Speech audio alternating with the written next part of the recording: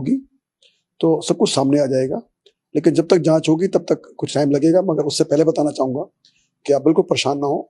जो भी रिजल्ट हमने निकाले हैं उनको साफ सुथरे हैं and nothing to worry. Sir, जो 4th ग्रेड को लेकर छात्र परेशान हो रहे हैं, कट ऑफ अचानक से ऊपर चली गई, वो बोल रहे हैं ओएमआर बदल गई, उसमें क्या है सर? उन छात्रों को क्या बोलेंगे? देखिए, हर एक आदमी को लगता है कि उसका सिलेक्शन नहीं हुआ तो कुछ ना कुछ गड़बड़ हुई होगी। और 21 लाख बच्चे इस परीक्षा में बैठे थे।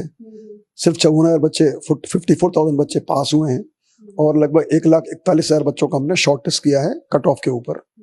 तो जो बच्चे मेरिट में कम हो जाते हैं उनको लगता है कि कुछ ना कुछ गड़बड़ी हुई होगी और इस वजह से ऐसा हुआ होगा। और उनका जो शक है या डर है वो भी जायज होता है, क्योंकि ऐसे प्रकरण होते हैं जिसमें संजय माथुर साहब अरेस्ट हो गए और कट ऑफ हाई जा रही है।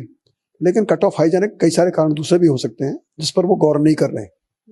मैंने कल भी किसी मीडिया चैनल को बताया था कि इसके बहुत सारे कारण हो सकते हैं, जैसे कि 10वीं क्लास की परीक्षा के लिए MBA, BTech, MTech, B.Ed वाले बच्चों को बैठना, सिर्फ 20% बच्चे 10वीं पास थे, 80% बच्चे ओवर क्वालिफाइड थे।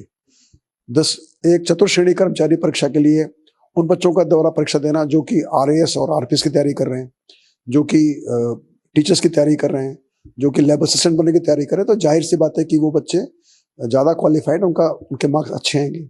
तीसरी बात, जो पेपर होता है वो बहुत ज़्यादा टफ नहीं आना, पेपर एक मॉडरेट लेवल का होना, आसान होना। तीसरी बात, तो उसमें स्कोरिंग ज़्यादा अच्छी होती है। चौथी बात, 21 लाख बच्चों का परीक्षा में बैठना, जितनी ज़्यादा उपस्थिति होगी उतने ज़्यादा जो बच्चे होंगे उनके मार्क्स अच्छे आएंगे। और पांचवी बात, परीक्षा को लगातार होना। आप देखेंगे 2024 जनवरी से लेकर 2025 आखिर तक, यह परीक्षा सितंबर 19 से 21 सितंबर को हुई थी, लगातार परीक्षाएं हो रही हैं। तो मुझे लगता है कि बच्चों की एक लेवल ऑफ प्रिपरेशन, एक उनके रेगुलर लेवल ऑफ प्रिपरेशन बहुत हाई थी, उससे भी बच्चों को इससे फायदा मिलता है और अच्छा स्कोरिंग होता है। और सबसे बड़ी बात, टाइम बदल रहा है। किसी जमाने जब मैं पढ़ाई करता था, हमारे 60-70% लाना बहुत मुश्किल होता था और हर बच्चे के 90 से ऊपर मार्क्स आ रहे हैं। मेरे बच्चों के 100% मार्क्स आ रखे हैं मैथ्स में। तो टाइम बदली हो रहा है, मार्क्स स्कोरिंग अच्छी हो रही है, क्वेश्चंस बहुत स्ट्रेट पूछे जा रहे हैं और ये तो ऑब्जेक्टिव टाइप के प्रश्न होते हैं। तो धीरे धीरे एक ट्रेंड बन रहा है अच्छे मार्क्स लाने का।